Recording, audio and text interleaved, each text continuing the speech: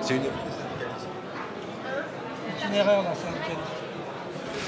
Alors nous recevons Christian Larose. Bienvenue Christian Larose pour son ouvrage Un itinéraire de syndicaliste qui a été élu meilleur ouvrage traitant du monde du travail dans la catégorie salarié. Alors en deux mots, comment le petit gars qui a commencé dans le textile est devenu le Christian Larose qu'on connaît aujourd'hui? Sans dévoiler tout, parce que sinon on n'achètera pas ton livre. Ouais.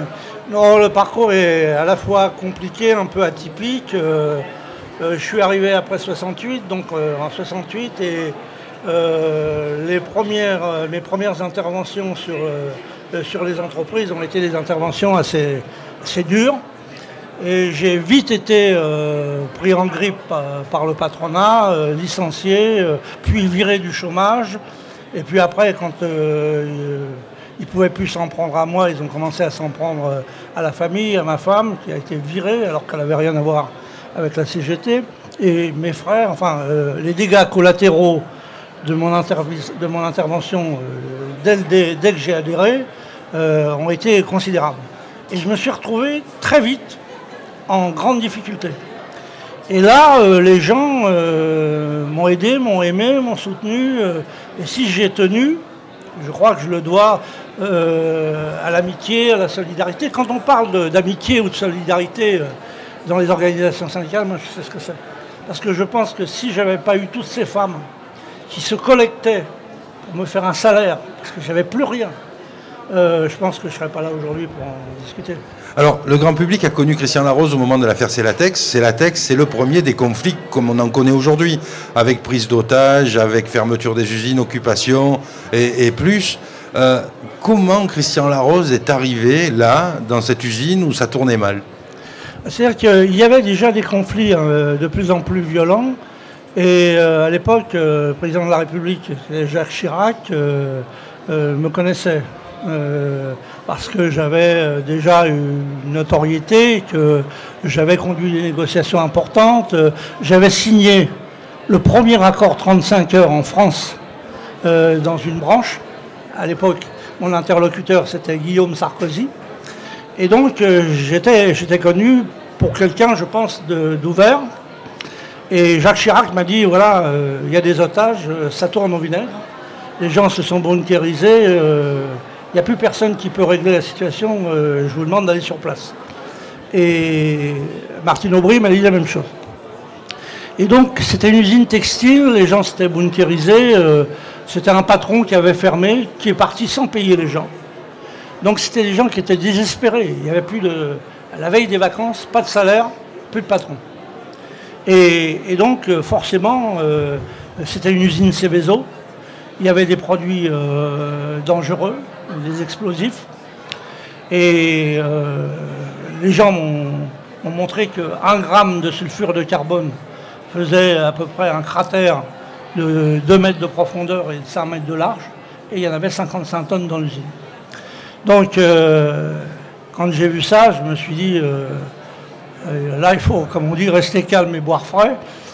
Et donc, j'ai dit aux gens, on ne va pas s'en sortir en maintenant des otages, dont certains étaient le liquidateur judiciaire était dans le coma. Et on l'a gardé dans le coma, les gens l'ont gardé dans le coma plusieurs jours, sans qu'il puisse sortir pour aller à l'hôpital. Et moi, je craignais qu'il laisse sa peau dans l'usine. Donc on était dans une situation inextricable. Et moi, j'ai dit aux gens, j'ai pas de barrette sur les épaules, je suis pas un général. Vous avez le droit de ne pas être d'accord avec moi, j'ai le droit de ne pas être d'accord avec vous. Si on est d'accord sur cette base-là, alors on va faire un bout de chemin ensemble, on va essayer de reprendre le chemin de la négo. Et ça a duré longtemps, mais on a réussi à retrouver le chemin de la négociation. Et j'ai dit à l'époque, parce qu'il n'y avait plus de patron, le préfet me disait, moi je suis préfet, c'est pas moi qui peux négocier. Le liquidateur judiciaire me disait, moi je suis là pour liquider, je ne suis pas là pour négocier. Et Martine Aubry me disait, je ne suis pas là pour remplacer tous les patrons défaillants. Donc, c'est pas... Et moi je disais, il n'y a plus de négociateurs en face de moi. Comment voulez-vous que ça tourne pas au vinaigre? Et donc j'ai réussi, avec Martine Aubry, à faire en sorte qu'on reprenne le chemin de la négociation, alors qu'il y avait les forces de police sur place, il y avait les militaires, il y avait le GIGN qui sautait au-dessus de l'usine avec les hélicos. Et moi je disais au préfet, faites-les barrer parce qu'ils avaient des cagoules et tout, les gens tiraient au fusil de chasse sur les hélicos. Et l'hélico va tomber dans la cour. Et donc on était dans une situation où j'avais y compris peur d'une situation qui dégénère.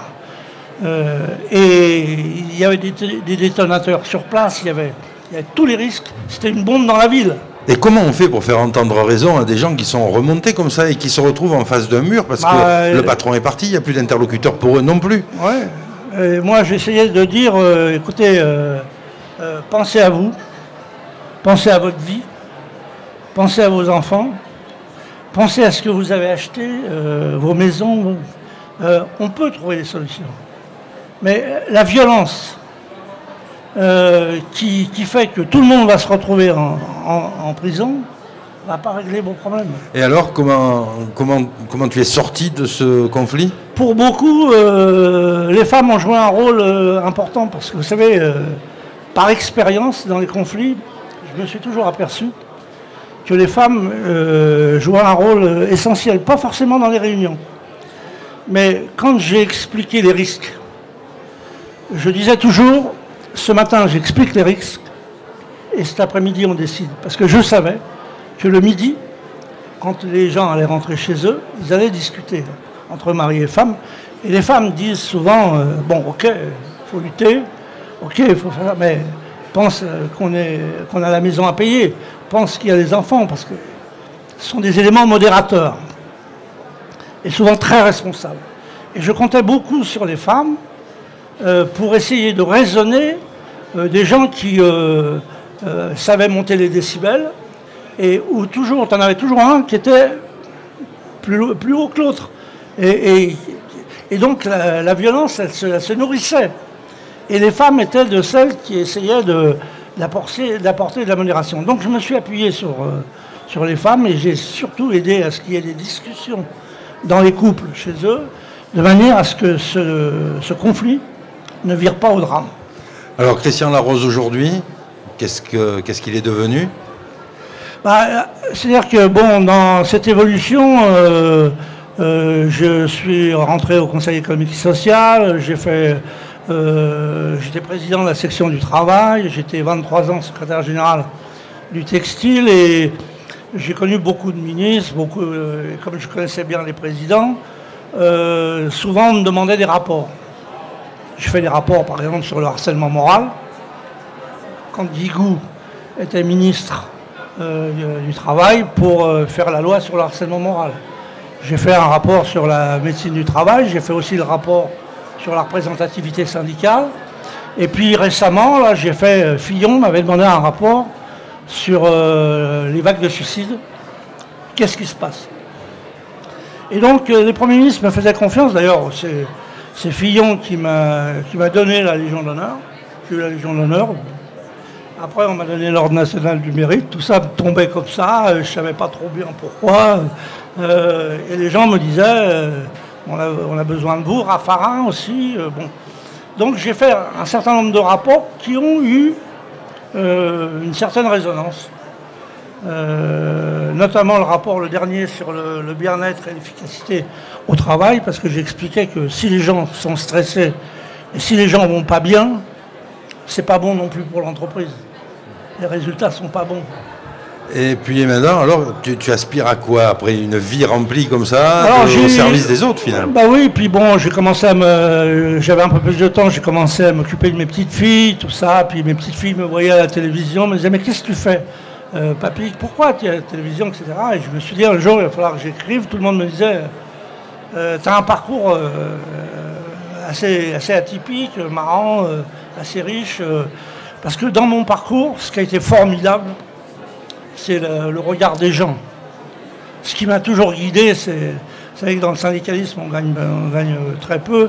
Ce qui m'a guidé, c'est le regard des gens, c'est les rencontres inoubliables. Des gens qui ont besoin de vous, quand vous avez l'impression que vous les avez aidés, quelque chose de formidable. Et ça, à un moment donné, on m'a dit, il faut écrire. Et j'ai dit, bah, tiens, je vais écrire pour mes petites filles, etc. Et donc, j'ai commencé à écrire ce bouquin pour dire, ouais, le parcours est un peu bizarre, un peu chaotique. Mais au final, c'était vraiment mal barré. Et ça a plutôt évolué dans le bon sens. Et la retraite, c'est pour quand? La retraite, c'est pas pour maintenant, parce que comme j'ai quitté mes responsabilités de secrétaire général, j'ai ouvert une entreprise de conseil. Et j'ai beaucoup de clients, parce qu'il y a beaucoup d'entreprises qui sont un peu comme une poule qui a trouvé un couteau face à des conflits sociaux, face à des difficultés qu'ils n'arrivent pas à surmonter. Alors ils me demandent mon avis, des conseils.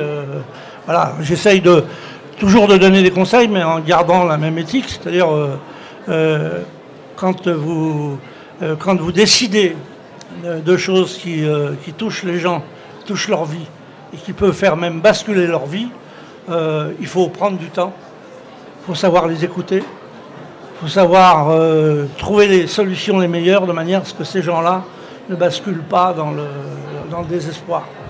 Alors, je ne saurais que vous conseiller d'acheter ce bouquin, Itinéraire d'un syndicaliste, et vous connaîtrez mieux Christian Larose et vous connaîtrez mieux comment on passe de salarié à responsable syndical au niveau national et puis à chef d'entreprise dans le conseil aujourd'hui. Merci Christian. Merci. À vous. Très très bientôt sur le plateau de la web télé de Salon CE. Et merci au Toit Citoyen et à son jury d'avoir récompensé un tel ouvrage. Parce que des itinéraires de syndicalistes comme ça, qui sont décrits, il faut les mettre en avant parce que c'est suffisamment rare. Merci Christian. Je vous remercie.